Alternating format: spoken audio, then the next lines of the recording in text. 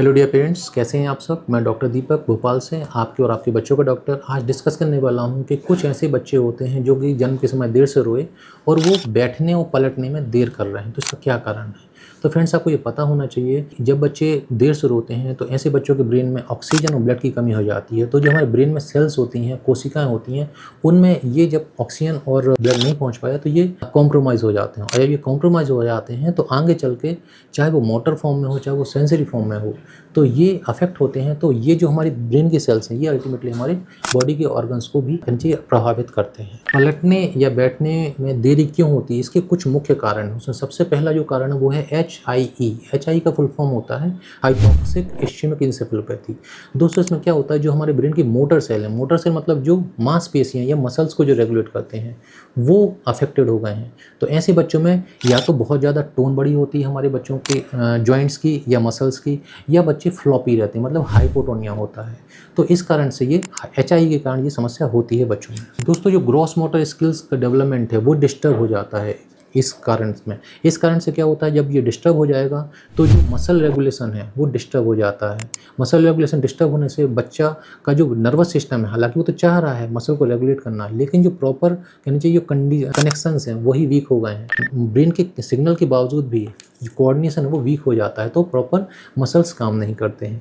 इसके बाद मसल्स की टोन ज़्यादा हो जाती है या मसल की टोन कम हो जाती है। तो अगर हाइपरटोनिया है तो उसको बोलते हैं स्टिफ, तो बॉडी स्टिफ रहती है। और हाइपोटोनिया तो ऐसे बच्चे फ्लॉपी पड़े रहते हैं, मतलब हाइपोटोनिया हो जाता है। चौथा कारण है सेरिब्रल पाल्सी। सेरिब्रल पाल्सी दोस्तों एक कहेंगे स्थायी न्यूरोलॉजिकल प्रॉब्लम है। इसमें बच्चा प्रॉपर्ली बैठ नहीं सकता है, प्रॉपर्ली चल नहीं सकता है, बच्चे का कोऑर्डिनेशन, बच्चे का मूवमेंट बहुत कॉम्प्रोमाइज़ हो जाता है। तो बर्थ एस्फिक्सिया वालों बच्चों में ये सेरिब्रल पाल्सी होने के भी बहुत खतरे होते हैं। कितना परसेंट है, क्या है, इसके बारे में मैं आपको एक डिटेल में वीडियो बनाऊंगा, आप डेफिनेटली उस वीडियो को जरूर देखिएगा। दोस्तों, पांचवा एक कारण है ग्लोबल डेवलपमेंटल डिले। तो ये क्या होता है कि जब बच्चे कॉम्प्रोमाइज़ हुए तो वो एक ही माइलस्टोन में डेवलप उनका डिले नहीं होता है। ऐसे बच्चों का मुस्कुराना, ऐसे बच्चों का गर्दन संभालना, ऐसे बच्चों का बैठना, ऐसे बच्चों का खड़े होना, चलना, सब का सब अफेक्ट होता है। तो या तो ये डिले होता है या ये पूरा ख़त्म ही हो जाता है, मतलब कि एब्सेंट होता है। तो ऐसे बच्चों को हम लोग GDD मतलब ग्लोबल डेवलपमेंटल डिले बोलते हैं। तो अब अगर ऐसा हो ही गया है तो माता पिता को क्या करना है। तो सबसे ज़रूरी क्या है कि हमें पीडियाट्रिक डॉक्टर को जरूर दिखाना है, न्यूरोलॉजिस्ट को जरूर दिखाना है। और अगर कहीं से भी ऐसा लग रहा है कि कुछ डिले है, पीडियाट्रिक डॉक्टर बोल रहे हैं, पीडियाट्रिशियन बोल रहे हैं कि डिले है, तो हमें अर्ली इंटरवेंशन मतलब कि जल्दी से जल्दी बच्चे की थेरेपी में क्या क्या होता है, फिजियोथेरेपी होता है, ऑक्यूपेशनल थेरेपी होता है, स्पीच थेरेपी होती है, सेंसरी इंटीग्रेशन होता है। तो जो पीडियाट्रिशियन या जो डेवलपमेंटल पीडियाट्रिशियन होते हैं, या कुछ आज की जगह पे पीडियाट्रिक न्यूरोलॉजिस्ट भी आ गए हैं, तो आपके जो भी डॉक्टर जो आपको सलाह दे रहा है उसको डेफिनेटली फॉलो करें। और ये भी ध्यान रखें कि ये कोई चमत्कारिक वो नहीं है थेरेपी के तुरंत रिजल्ट आ जाएंगे।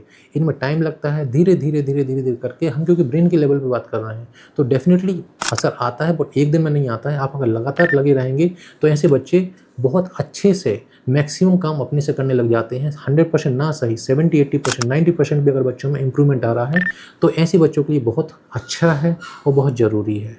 सो दोस्तों, अगर आपको मेरे से कुछ पूछना है इस वीडियो से संबंधित, डेफिनेटली आप मेरे से बात कर सकते हैं। इस वीडियो को आप शेयर करें और चैनल सब्सक्राइब कर लें, जिससे कि जो भी ज़रूरतमंद है उनको ये वीडियो पहुंच सके। नमस्ते।